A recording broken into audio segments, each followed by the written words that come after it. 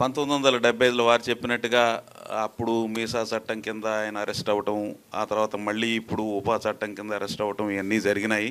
అప్పుడు ఏంటంటే mistaken identity, నీ నీ పేరు ఫలానా అని చెప్పి ఒక ఆయన వచ్చి, ఒక పోలీస్ ఆఫీసరు ఫలానా కాదని చెప్తున్నా కానీ నువ్వు ఫలానే అని చెప్పి ఆయన తీసుకెళ్లి సంవత్సరం పాటు జైల్లో ఉంచడం జరిగింది. నాకు అప్పుడు గుర్తొచ్చింది, కొన్ని గేదెలు ఆవులు ఇవన్నీ కూడా పరిగెడుతుంటే ఒక ఆవు పరిగెడుతుంటే ఆపి, ఏంటి ఎందుకు పరిగెడుతున్నావు అని చెప్పని అడిగితే గేదెలన్నింటినీ కూడా జైల్లో పెడుతున్నారంట అని చెప్పి చెప్పిందట ఆవు. మరి నువ్వు ఆవు కదా అంటే, నేను ఆవునని నిరూపించుకోవడానికి నాకు ఎంత టైం పడుతుందో నాకు తెలియదు.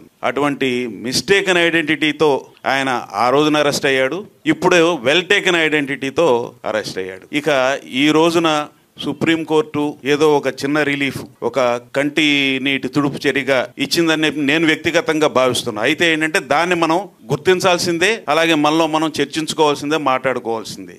అది ఆ తీర్పు అనేది అది టెక్నికల్గా ఇవ్వబడిన తీర్పా లేకపోతే వాస్తవాన్ని గుర్తించి ఇచ్చిన తీర్పు అని. మనం చాలా విషయాలు ఈ సొసైటీలో మనం ఏం ఆలోచిస్తామంటే, ఇది అందరికీ కళ్ళకు కనపడుతూ ఉంది కదా, ఈ కళ్ళకు కనపడుతున్న విషయాన్ని ఎందుకు ఈ రకంగా గుర్తించదు? ఇప్పుడు చాలా విషయాలు సుమోటోగా కోర్టులు తీసుకుంటూ ఉంటాయి. మరి మణిపూర్ది సుమోటోగా ఏం తీసుకున్నదో ఏం తీసుకోలేదో మనమే అంతా ఫైట్ చేయాల్సి వచ్చింది. చేసినా కానీ దానికి సంబంధించి ఏ రకమైన రిలీఫ్స్ వచ్చినాయో అది నాకు వాస్తవంగా తెలియదు. కానీ ఏంటంటే ఇటువంటివన్నీ కూడా చాలా జరిగినాయి. పాత రోజుల్లో ఏదైనా ఒక తీవ్రవాదనో ఇంకో వాదనో దేశద్రోహనో ముద్రేస్తే ఏంటంటే చంపేసేవాళ్ళు, ఎన్కౌంటర్ చేసేవాళ్ళు. ఇప్పుడు ఏంటంటే కొంచెం మారింది వాతావరణం, అందుకని వాళ్ళు చచ్చిపోయే వరకు మాత్రం జైల్లో పెట్టాలనే నిర్ణయం ఈ రోజున జరుగుతూ ఉన్నది.